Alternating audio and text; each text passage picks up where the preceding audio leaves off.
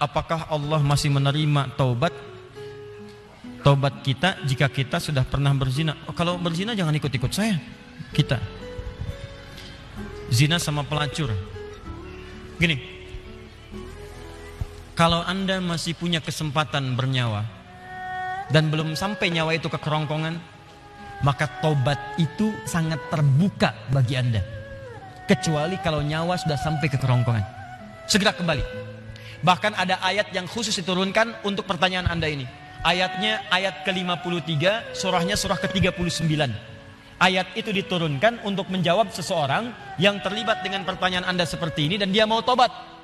Maka Allah turunkan ayat kuliah, ibadiyalladzina asrafu ala anfusihim la taqnatu min rahmatillah.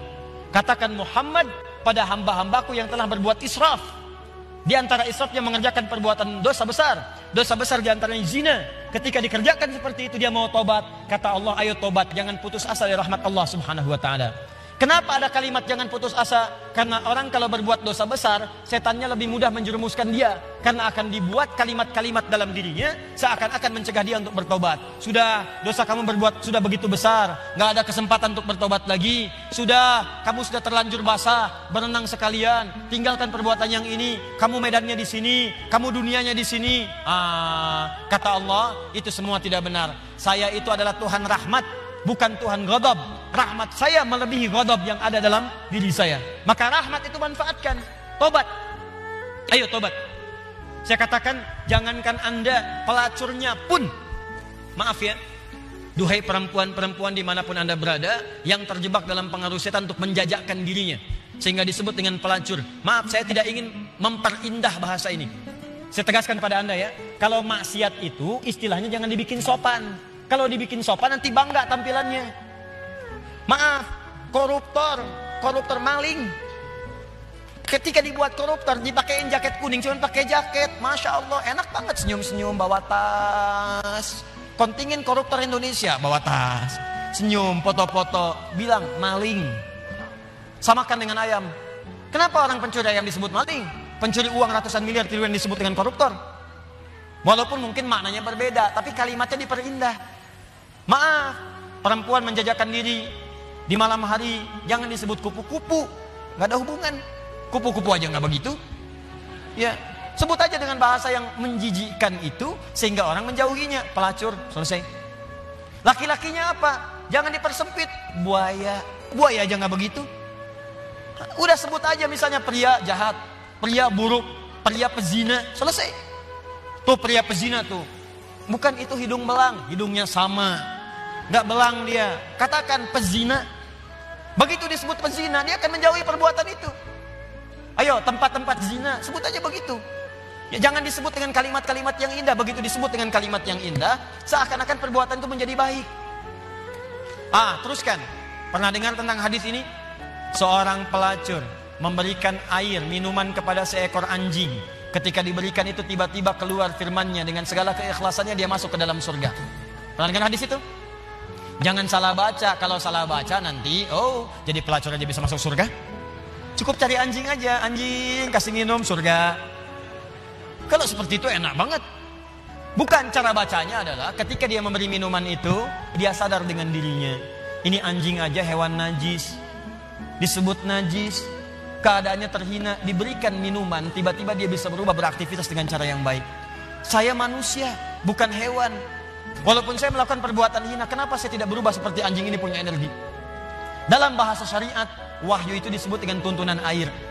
Allah menurunkan air dari langit, membuat tanaman yang kering, tanah yang kering menjadi gembur kembali. Allah menurunkan wahyu-wahyu dari langit, ajaran-ajaran, membuat hati yang kering menjadi subur kembali untuk melakukan perbuatan-perbuatan baik. Sadar dia dengan perbuatan itu, bertobat dirinya. Taubat itu yang menggugurkan dosanya, berubah jadi beramal soleh. Amal solehnya yang menjadikan dia terjamin surga di sisi Allah Subhanahu wa taala. Pelacur, tobat, masuk surga. Pembunuh 100 orang, tobat, masuk surga. Maka saya ajak orang yang pernah berbuat perbuatan semacam ini, ayo tobat. Ada kesempatan. Dan jangan ditampakkan. Maksiat yang tampak hanya mengundang bencana. Ini sekarang ini sudah banyak nih. Saya perhatikan orang bangga berbuat maksiat. Awas, hati-hati. Homoseksual, lesbian, LGBT, macam-macam sudah bangga. Bikin kontes, bikin macam-macam. Ngundang musibah tuh. ngundang musibah. Dan kita doakan, kita ajak mereka dakwahi dengan lembut supaya meninggalkan perbuatan-perbuatannya. Doakan Pak, dalam malam kesempatan hari doa, istighfar. Karena istighfar itu diantaranya bisa menahan murka Allah Subhanahu Wa Taala.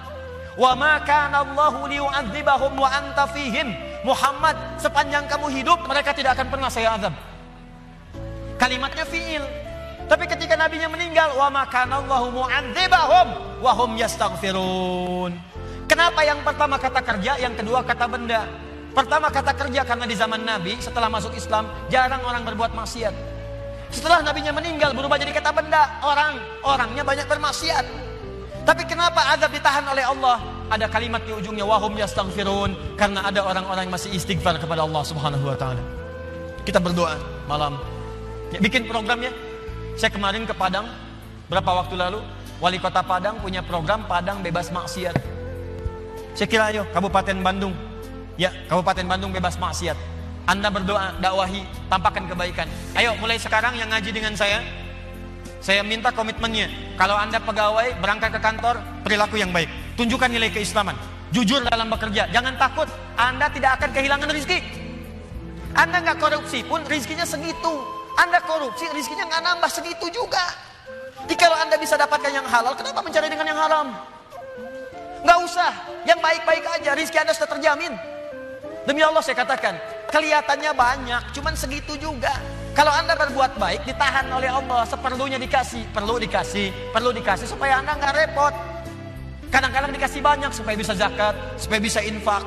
Cukup tempuh dengan cara yang jujur, rezeki datang dengan semestinya.